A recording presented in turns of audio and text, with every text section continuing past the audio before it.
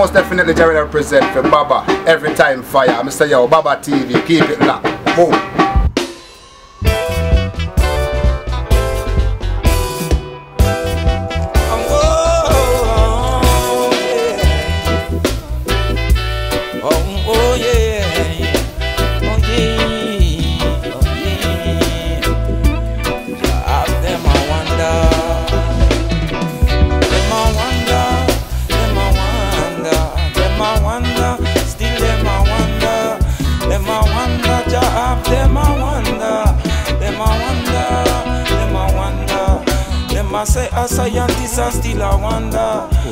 Greetings. This is BABATV coming to you live from Washout Town, DC.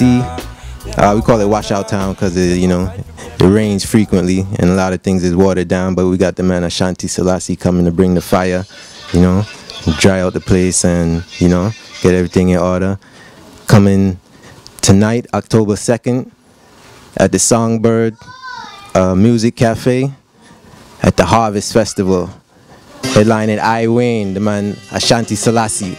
Opening for the man I Wayne. Yes, sir. Blessed love. I desire. I just stopped to get him my way and presiding I govern the earth. Yes, sir. Give thanks. Yes, sir. Ashanti Selassie. Give thanks to be in the house. DC, live and direct from Charlotte, North Carolina. Ashanti Selassie. Chalice Brothers Productions and the Done Know. Boom! Lava and fire. Yeah, I give thanks. It's like, yes, sir. So, who is Ashanti Selassie? Ashanti Selassie is one of the lava artists, one of the lava brand artists of this time here, Ashanti Selassie is a farmer. Ashanti Selassie is a practitioner of Capoeira Angola. Ashanti Selassie is a visionary, producer, engineer, all them things, coming to bring forward the elements of black music on all levels, from start to finish, from seed to fruit, Bum. Cool. So how long y'all been making music? I've been making music since I was born, Been making music since I was born. But as far as like doing this black music, I've been doing music since 96, 97. Started with hip hop. I'm still doing hip hop now, But as far as like, this is my production here, I play drums, guitar, bass, keyboard, all them things or whatever. So I've been doing music as far as pursuing it on this level since I was about 11 or 12, Right. Yes, sir. Cool. Who's the influences? My influences in his music, James Brown, my father, Stanley Clark, my mother is a singer, Mama Karen, definitely Anita Baker is my favorite singer ever. Anita Baker, Stevie Wonder, Bob, definitely check for all the producers of them time, check for the whole Studio One sound, Cox and Dodd, them time, them people there, Yes, sir. Alright, cool. So where you from? I'm from Detroit, Michigan, originally. I grew up in Charlotte, NC, so I represent this side of the music, I represent this side, Right. Yes, sir. Yeah. Yes, sir. Cool. Let me ask you first. How long have you been trotting Rastafari? I've been trotting Rastafari in this flesh from 98, 99, Our first night being Isis was 99. And I was, blessed to be amongst the elders. And my first Isis, Mama Bose was there, Ross Peter was there, and some other elders who I'm not sure the name right now, whatever, but it was in Atlanta in 99, Can you explain the Isis for the ones that don't know? Yeah, a night being Isis is a Rastafari gathering to give thanks to the majesty and then presiding, to give thanks for life, also call upon the judgment of the wicked, we chant with drums, shakers, and chants, and again, it's to help fortify ourselves and also inflict the judgment in Rome, the system, Yes, sir. How has it, now, you got a music style, right? Yes, sir. is you rocking to a reggae vibes, right? Yes, sir. How you been doing reggae? I've been doing a reggae and dancehall vibe from like maybe like 2000 or so. 2000, you know, yeah, 2000 or so. Yeah. All right. Started out doing. I started out doing hip hop. Well, let me say, actually, I started out with drums. You know, like as a drummer. You know, like I'm really a drummer. I play keyboard and thing, whatever. But I'm really a drummer. So I started out with that. And originally, I wanted to be R&B singer. You know, so I was putting together R&B lyrics and whatnot in 90s and whatnot.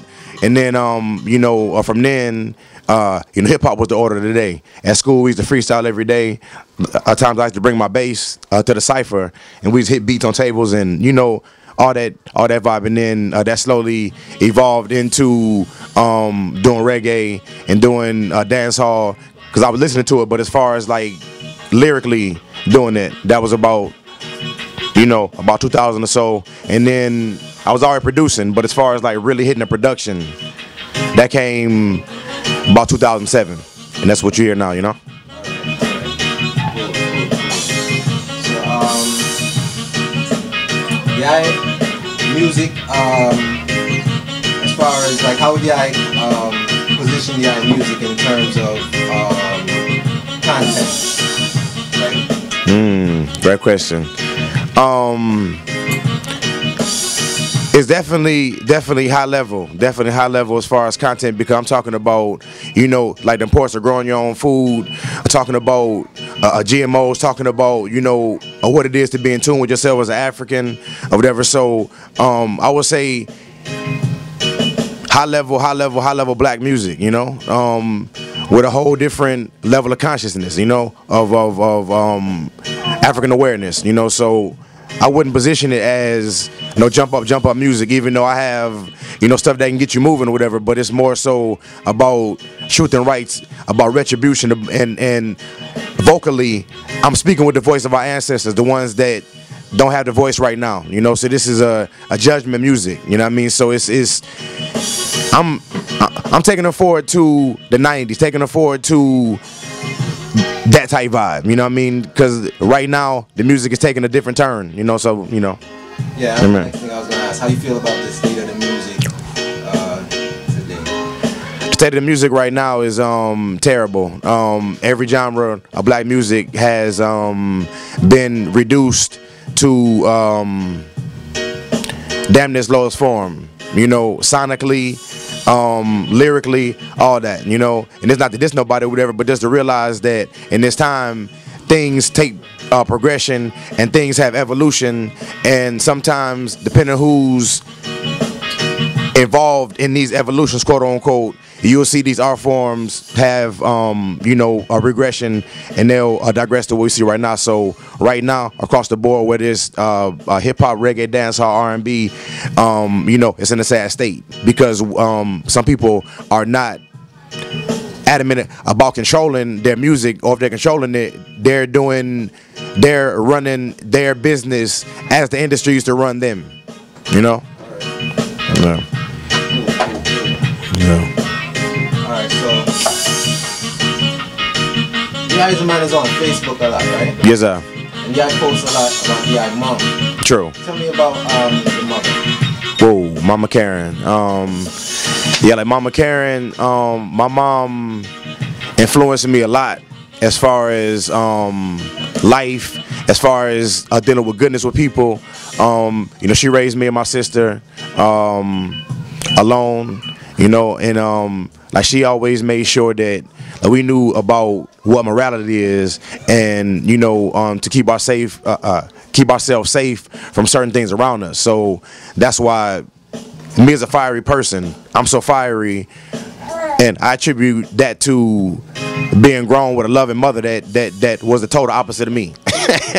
On certain levels, she was the total opposite of me, you know what I mean? So like growing up with somebody like that, who was a Christian, you know, but overstood her Africanness and overstood what it meant to be a pillar of your community, that really stood with me. And again, you know, I attribute me really checking for different styles of music and being influenced in different styles of music to her, because before the age of 10 I really wasn't allowed to listen to hip-hop in the house. That wasn't attributed to any religious vibes. That was because the whole profanity, the cussing or whatnot. So I grew up listening to Loose Ends and listening to Phyllis Hyman and Al Jarreau, all the people there, whatever. So my mother wasn't a musician like me, but her musical palette exposed me to so many different styles of music that, I'm able to produce or whatever, you know what I'm saying, whatever. So growing up with a loving mother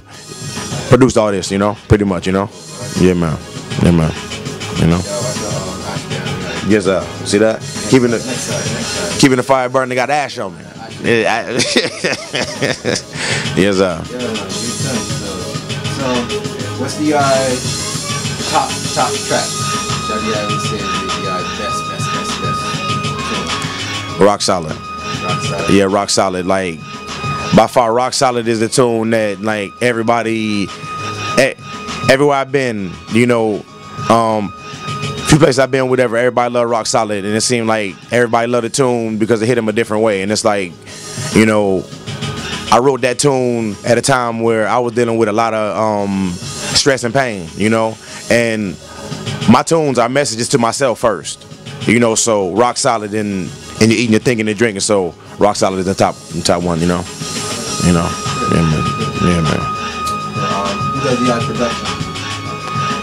Yeah, that's this right here, the Challenge Brothers Productions, and this is produced and co-produced by Ashanti Selassie, me. Everything from the drum lines to the sample parts to the engineering and mixing, that's me. Me, and me and my brother, but me. The Challenge Brothers Productions, How can shout out some of your contact information? Okay. It's straightforward.